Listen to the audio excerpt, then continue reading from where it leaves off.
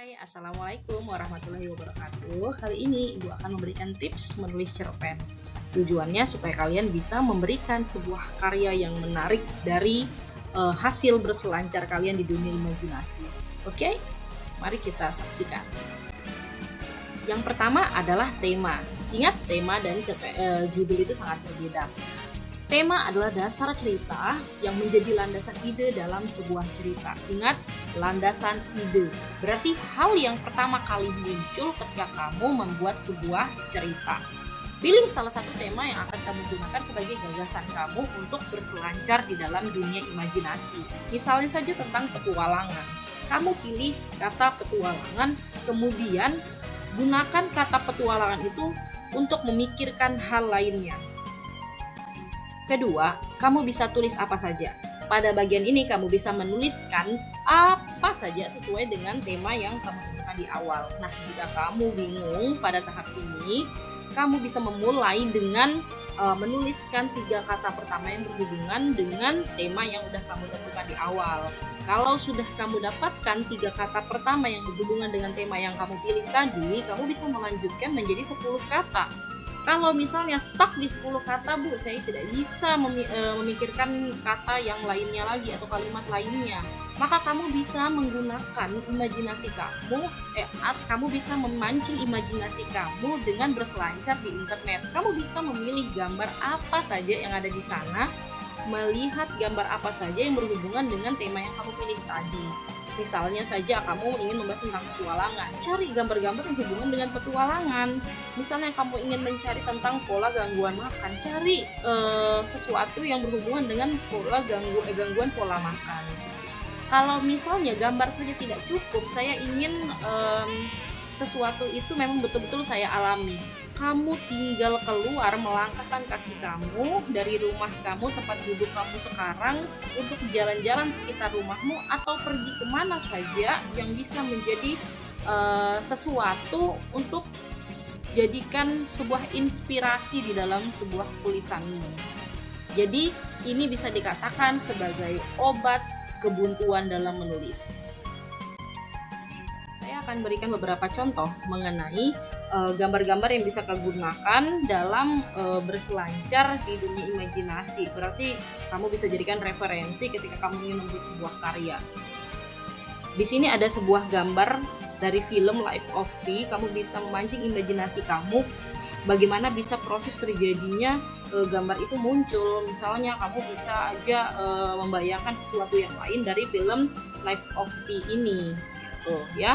Selanjutnya misalnya saja tentang bajak laut. Kamu bisa aja menempatkan dirimu menjadi sosok bajak laut ini, tapi dengan konsep cerita yang berbeda tentunya. Karena kalau sangat mirip sekali, itu bukan dikatakan sebagai sanduran, tapi bisa dikatakan sebagai plagiat. Selanjutnya, gambar ini kamu bisa jadikan contoh tentang cerita persahabatan 3 remaja, atau bagaimana kamu bisa mengajak teman-teman kamu untuk istiqomah bersama. Selanjutnya, ini bisa saja kamu ambil tentang tadinya kamu lagi bosan di rumah, tiba-tiba kamu ingin, "Ma, ayo dong Ma, kita jalan-jalan." Nah, kita jalan-jalan, akhirnya dibawa ke pantai dan ternyata pantai tersebut ada hiunya. Ya, bisa jadikan sebagai inspirasi ya gambar-gambar tersebut. Di sini ada Gundala, bisa kamu jadikan inspirasi tentang inspirasi cerita kamu tentang superhero yang ada di Indonesia. Sangat mudah sekali untuk memancing imajinasi kamu. Selanjutnya misalnya saja ini tentang berarti sesuatu yang lekat dengan kalian, hanya sajian asid yang berbeda. Di sini menampilkan gambar bahwa seorang siswa atau sekelompok siswa yang berjuang untuk sekolah. Jadi mereka harus melewati jembatan yang bahkan tak layak untuk dilewati. Kamu bisa memunculkan cerita hanya dari gambar tersebut. Bagian ketiga yaitu tentukan konflik utama atau puncak masalah. Nah, bagian ini dengan menentukan konflik utama. Ketika kamu sudah menentukan ini, bisa dikatakan cerpen itu sudah cerpen yang setengah jadi. Kenapa? Bagian pertama kamu sudah melalui tema, kamu sudah memiliki tema. Selanjutnya, kamu sudah menuliskan apa saja terkait dengan tema yang sudah kamu buat. Nah, ke tahap ini kamu sudah memiliki hal yang bakal mempengaruhi jalan cerita selanjutnya. Jadi, part ini atau bagian ini adalah bagian yang paling menegangkan, paling mengharu biru, paling menyedihkan, paling seru. Jadi, part itu adalah konflik utama atau puncak masalah. Jadi ini adalah bagian paling seru dan paling penting dalam sebuah cerita. Nah, pada tahap ini tentukan tokoh dan karakternya.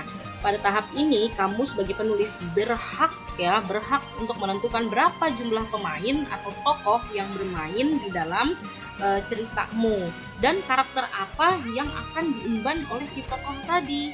Nah, misalnya karakter Zoro. Kamu ambil si Zoro. Saya menginginkan karakter Zoro sebagai orang yang kuat, orang yang pemberani, yang istilahnya tak terkalahkan. Tapi jangan kasih dia setir, karena saya ingin memberikan dia karakter yang buta arah. Jadi kalau dia memegang kendali dalam kapal tersebut, bakal tersesat kapalnya, seperti itu. Atau kita ambil cerpen sebelumnya tentang Tika kemarin, kita ambil si tokoh kakak ya, tapi kok dia ini sebagai karakter yang sangat enggan mengayomi ke adiknya sendiri yang memiliki perilaku yang berbeda dengan anak kebanyakan. Jadi kamu berhak untuk menentukan tokohnya siapa, kemudian karakter yang akan dia mainkan itu apa. Tahap kelima adalah tentukan cara penceritaan kamu atau sudut pandang kamu. Di sini kamu bisa menentukan bagaimana cara kamu bercerita. Kamu mau pakai apa? Sudut pandang aku, sudut pandang orang pertama, sudut pandang orang ketiga, atau pakai sudut pandang orang campuran. Sudut pandang campuran ya. Kalau misalnya tadi saya bercerita sebagai aku, berarti sudut pandang orang pertama. Kalau tadi menggunakan nama atau kata dia, berarti yang saya ceritakan ya, berarti itu menjadi sudut pandang orang ketiga. Kalau menggabungkan antara yang pertama tadi dan yang ketiga disebut sebagai sudut pandang campuran. Baik, tahap ini kamu tinggal buat alur yang jelas. Kalau tadi kamu sudah punya cerita ya, kamu sebenarnya sudah punya cerita di sini. Sekarang buat alur itu menjadi jelas. Dengan apa? Kamu menggunakan kerangka cerita itu dengan metode mind mapping ya. Kemudian bisa juga kamu dengan per peristiwa. Contohnya seperti ini. Kamu sudah mendapatkan ide. Kamu tinggal coret-coret saja. Tadi kamu sudah dapat ide ya dengan menuliskan apa saja. Sekarang coba coret-coret ini idenya ini supaya alurnya ini jelas. Si ini hubungannya dengan si itu. Tokoh A dengan tokoh B, dia memiliki karakter yang seperti ini. Peristiwa ini akan terjadi dengan si tokoh ini, nanti dia akan ketemu dengan si tokoh yang itu. Jadi kamu tinggal pilah-pilah atau kamu tinggal petakan berdasar cerita yang sudah kamu buat tadi. Selanjutnya bisa juga kamu pakai cara dengan metode per peristiwa. Nah, per peristiwa ini bisa kamu lihat di dalam layarnya. Seorang kakak yang membenci adiknya memiliki gangguan makan, adiknya suka memakan tanah, adiknya diberhentikan dari sekolah, si kakak yang memutuskan untuk mendidik adiknya sendiri. Nah, 10 tahun kemudian adiknya menjadi orang yang sukses, menjadi seorang dosen dan pengusaha sukses di usia muda. Jadi dengan storyline atau kerangka cerita ini kamu sudah memiliki jalan cerita yang jelas. Hidupkan tokoh dan karakternya. Dalam tahap ini kamu bisa menghidupkan tokoh atau karakternya tokoh dan karakternya dengan sebuah dialog. Jadi cerita yang kamu buat itu tidak hanya penggambaran semata, tidak hanya narasi semata. Jadi juga bisa kamu masukkan dialog agar karakter tersebut benar-benar hidup. Jadi sangat penting sekali dalam sebuah cerpen ada dialog atau kalimat ujaran langsung di dalamnya. Misalnya seperti ini, apa-apaan kau bujang? Dia adikmu. Kau tahu adikmu itu cacat. Petik mama sembari mengguncang kedua bahuku. Aku terdiam, meredakan gejolak emosi yang bernaung di dadaku. Iblis menguasai ragaku. Kulirik Insan terdiam di sana, matanya terus-terusan melihat ke bawah. Nah, dengan teks ini bisa menggambarkan karakter dari si kakak tadi. Tidak digambarkan bahwa dia sebagai orang yang keras, sebagai orang yang tidak menyukai adiknya, tapi bisa tergambarkan dari dialognya tadi. Kembangkan latar. Pada bagian ini, kamu bisa mengembangkan latar tadi. Kamu sudah dapatkan ceritanya, jadi cerita tadi. Kamu sudah mendapatkan sudut pandang yang ingin kamu ceritakan, dan kamu sudah menentukan banyak hal di 7 tahap sebelumnya. Sekarang tahap ini kamu tinggal kembangkan latarnya kembali menjadi suatu karya yang memiliki kualitas tinggi. Dengan apa? Dengan mengembangkan latar tempat, latar suasana, latar waktu, dengan bahasa atau pilihan kata yang lebih ekspresif atau memiliki kesan emotif. Jadi apa yang kamu sampaikan, misalnya cerita itu sedih, nah pembaca juga akan merasakan kesedihan tersebut. Jadi sangat penting untuk kamu menggunakan pilihan kata yang memiliki ekspresif dan kesan emotif. Selanjutnya itu kamu bisa lihat contoh di dalam layar ini, bahwa malam itu tidurku diganggu dengan suara tangis Insan yang hampir merobek gendang telinga. Aku segera mengambil bantal untuk menumpang telingaku. Berisik. Nah, dalam tulisan ini sangat mewakili perasaan si penulis tadi, bahwa dia benar-benar sangat terganggu dengan tingkah si Insan, dan diharapkan si pembaca ini dapat melihat apa yang dilihat dan apa yang dirasakan oleh si kakak ini. Dengan apa? Dengan mengembangkan latar melalui pilihan kata yang ekspresif. Sekarang kita sudah sampai di penyelesaian cerita. Pada bagian ini kamu berhak untuk menyelesaikan ceritamu agar cerita ini tidak gantung. Jadi pada bagian ini kamu sudah memiliki pemecahan masalah atas permasalahan yang sudah kamu buat di awal begitu.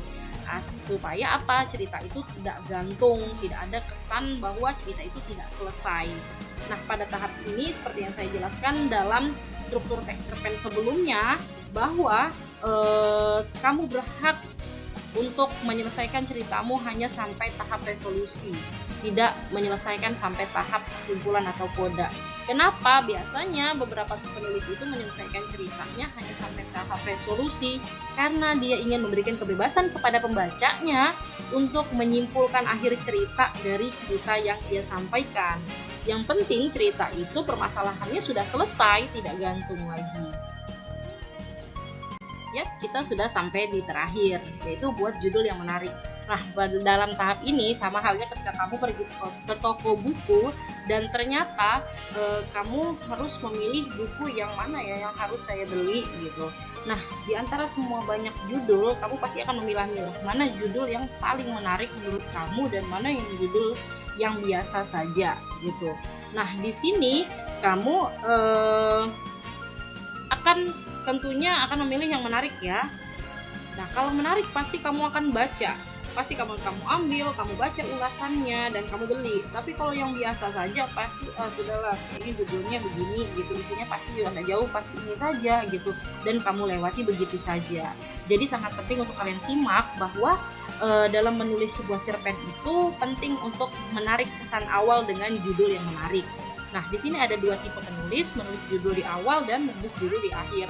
Kamu bisa memilih salah satu di antaranya.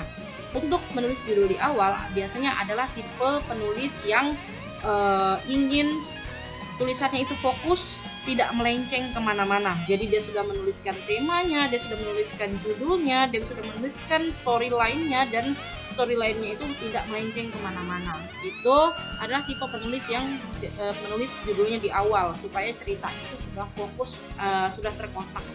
Nah, untuk tipe penulis yang menulis judul di akhir adalah tipe penulis yang biasanya judulnya itu berubah-ubah di akhir cerita.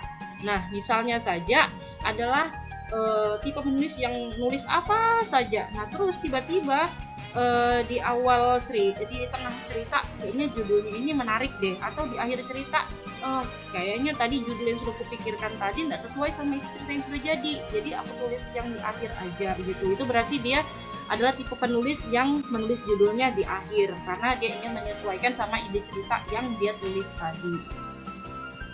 Ya, kita berada di ujung pembelajaran. Ibu ucapkan terima kasih. Wassalamualaikum warahmatullahi wabarakatuh. Jangan lupa ibadah, tetap jaga kesehatan, dan dukung channel Anak Muda Tarakan.